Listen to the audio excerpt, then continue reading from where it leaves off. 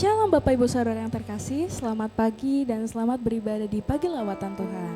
Dan sebelum kita memulai hari ini, marilah kita mengucap syukur kepada Tuhan. Kita mau beribadah, memuji dan memuliakan nama Tuhan, dan juga mendengarkan kebenaran firman-Nya.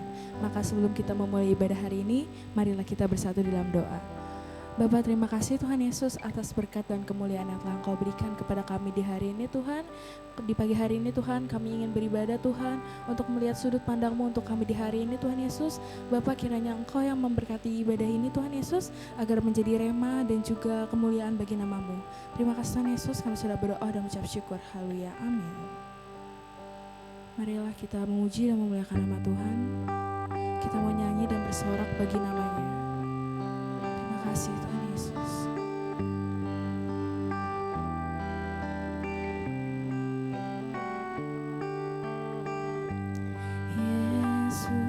Yesusku, penyelamatku, tiada yang seperti Engkau.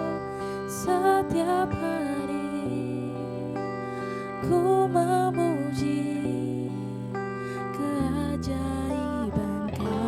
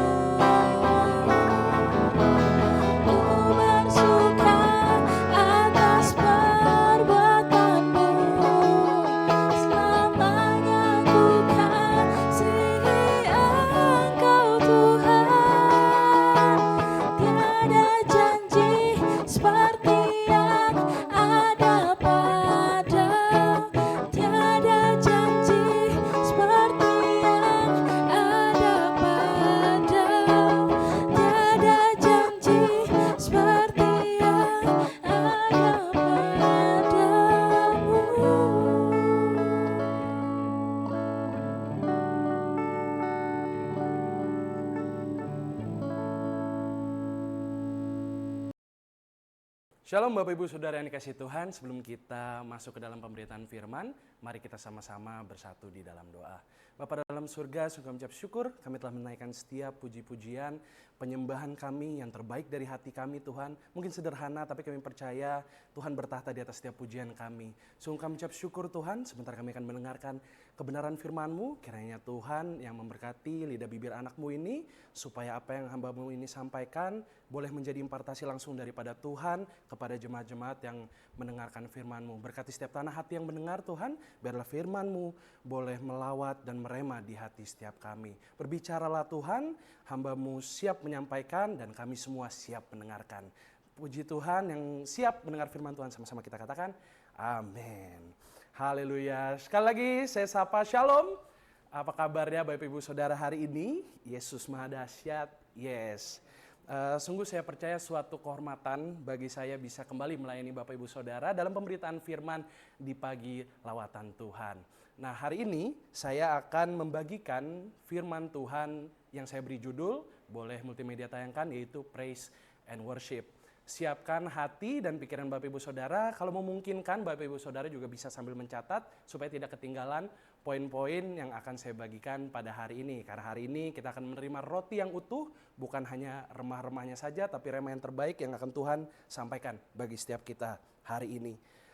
Nah, seperti yang sudah saya bilang tadi, kita akan merenungkan dari judul kita, yaitu Praise and Worship. Ketika mendengar kata Praise and Worship, pastinya Bapak Ibu Saudara terpikir tentang bernyanyi. Seperti tadi PLT dibuka dengan pujian dan juga penyembahan, begitupun Praise and Worship memiliki maknanya masing-masing di hati Bapak Ibu Saudara. Ada yang mengartikannya sebagai bernyanyi, ada yang mungkin langsung terbayang seorang pemuji di atas altar atau pemusik yang melayani di ibadah minggu. Nah, itu semuanya benar. Tapi hari ini saya mau memberikan satu pandangan baru kepada Bapak Ibu Saudara bahwa Praise and Worship seperti katanya dalam bahasa Indonesia, yaitu pujian dan penyembahan. Yang artinya Praise and Worship ini tidak selalu berbicara tentang bernyanyi, tidak selalu berbicara tentang pelayanan di departemen pemujian dan pemusik, tetapi ini adalah sebuah ungkapan syukur, ungkapan terima kasih, doa yang kita sampaikan kepada Tuhan. Nah, saya mau ajak Bapak Ibu Saudara merenungkan lebih spesifik lagi kepada kuasa dari pujian penyembahan itu sendiri. Nah, hari ini kita akan belajar dari salah dua tokoh Alkitab, yaitu Paulus dan Silas. Tentunya familiar di telinga Bapak Ibu Saudara ketika mendengar Paulus dan Silas dan ceritanya ketika di penjara. Mari saya ajak Bapak Ibu Saudara untuk membuka Alkitab kita sama-sama lihat di Kisah Para Rasul 16 ayatnya yang ke-23 sampai 33. Nanti saya akan bacakan buat Bapak Ibu Saudara. Kalau Bapak Ibu Saudara mau merenungkannya secara pribadi setelah ini mungkin, atau di jam-jam saat teduh Bapak Ibu Saudara bisa merenungkan keseluruhan perikop. Tapi hari ini saya akan membagikan tentang kuasa dari Praise and Worship itu sendiri. Kita akan baca mulai dari ayatnya yang ke-23. Sekali lagi Kisah Para Rasul 16 ayatnya yang ke-23 kita mulai baca. Setelah mereka berkali-kali didera, mereka dilemparkan ke dalam penjara. Kepala penjara diperintahkan untuk menjaga mereka dengan sungguh-sungguh. Sesuai dengan perintah itu, kepala penjara memasukkan mereka ke ruang penjara yang paling tengah dan membelenggu kaki mereka dalam pasungan yang kuat. Perhatikan, Paulus dan Silas di sini diceritakan bahwa posisinya setelah didera, setelah disiksa, setelah mungkin dicemooh, setelah mungkin imannya digoyahkan oleh pemerintah yang ada pada perikop ini, di sini dia juga dimasukkan ke penjara yang paling tengah, gitu. Posisinya di paling tengah. Tentu kalau Bapak Ibu Saudara bisa bayangkan penjara yang paling tengah, berarti semua mungkin sipir penjara atau orang-orang yang berjaga di penjara saat itu, kepala penjara itu bisa melihat dari berbagai sudut pandang, gitu.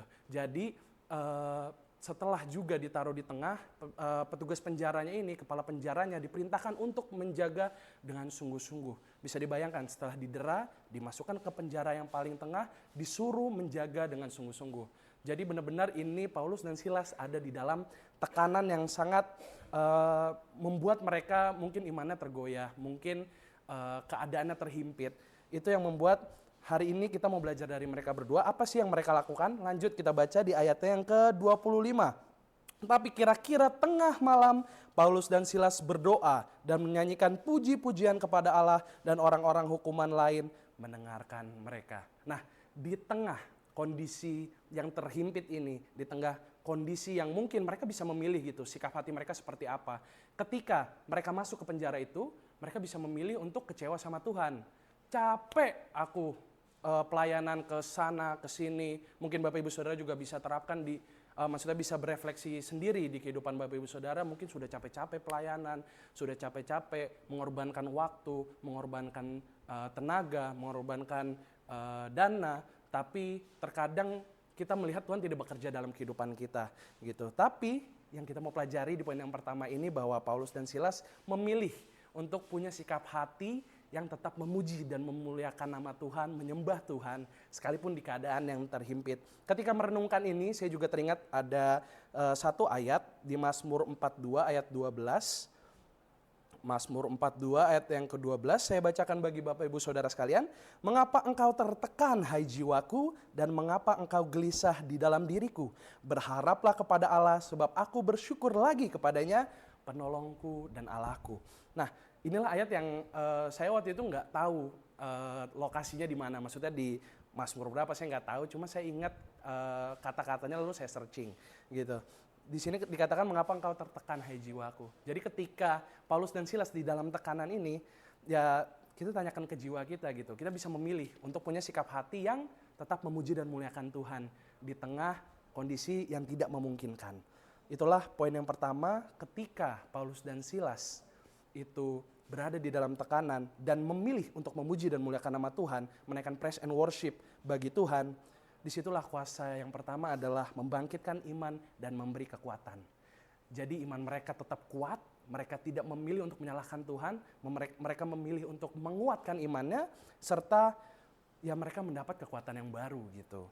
Di sini juga dikatakan orang-orang hukuman lain juga mendengarkan mereka. Kita akan lanjut di poin yang kedua, saya akan ambil dari ayat selanjutnya. Akan tetapi terjadilah gempa bumi yang hebat sehingga sendi-sendi penjara itu goyah. Dan seketika itu juga terbukalah semua pintu dan terlepaslah belenggu mereka semua. Jadi ketika Paulus dan Silas memilih untuk memuji dan memuliakan nama Tuhan, ketika mereka mendapat iman yang baru, menguatkan imannya, membangkitkan imannya, serta mendapat kekuatan yang baru, disinilah Tuhan bekerja. Di sini kita bisa lihat mujizat bahwa terjadi gempa bumi yang hebat sehingga sendi-sendi penjara itu goyah, dan seketika itu juga terbukalah semua pintu dan terlepaslah belenggu mereka semua. Poin yang kedua adalah membuka pintu mujizat dalam hidup kita. Gitu. Ketika kita memilih untuk menaikkan puji-pujian di tengah kondisi yang tidak memungkinkan, itu juga akan membuka pintu mujizat dan membuka jalan bagi Tuhan untuk memberkati kita. Selanjutnya kita akan merenungkan. Di sini saya akan lompat ke ayat yang ke-29. Kepala penjara itu menyuruh membawa suluh, lalu berlari masuk, dan dengan gemetar tersungkurlah ia di depan Paulus dan Silas. Ia mengantar mereka keluar sambil berkata, "Tuan, Tuan, apakah yang harus aku perbuat supaya aku selamat?" Jawab mereka, "Percayalah kepada Tuhan Yesus Kristus dan engkau akan selamat, engkau dan seisi rumahmu." Lalu mereka memberitakan firman Tuhan kepadanya dan kepada semua orang yang ada di rumahnya. Di ayat yang 33 mari kita perhatikan sama-sama. Pada jam itu juga kepala penjara itu membawa mereka dan membasuh bilur mereka. Seketika itu juga ia dan keluarganya memberi diri dibaptis. Jadi tadi poin yang pertama, ketika iman kita bangkit di dalam pujian penyembahan, kita mendapat kekuatan yang baru, Tuhan bekerja lewat mujizatnya dan berkata dalam kehidupan kita. Poin yang ketiga adalah kita akan bersinar dan menjadi berkat bagi orang lain. Di sini kita bisa perhatikan bahwa pekerjaan yang Tuhan lakukan atas kita berdasarkan pujian penyembahan yang tadi kita naikkan, mujizat yang kita dapatkan daripada Tuhan, itu tidak hanya berdampak pada diri kita sendiri, tapi juga kepada orang-orang di sekitar kita.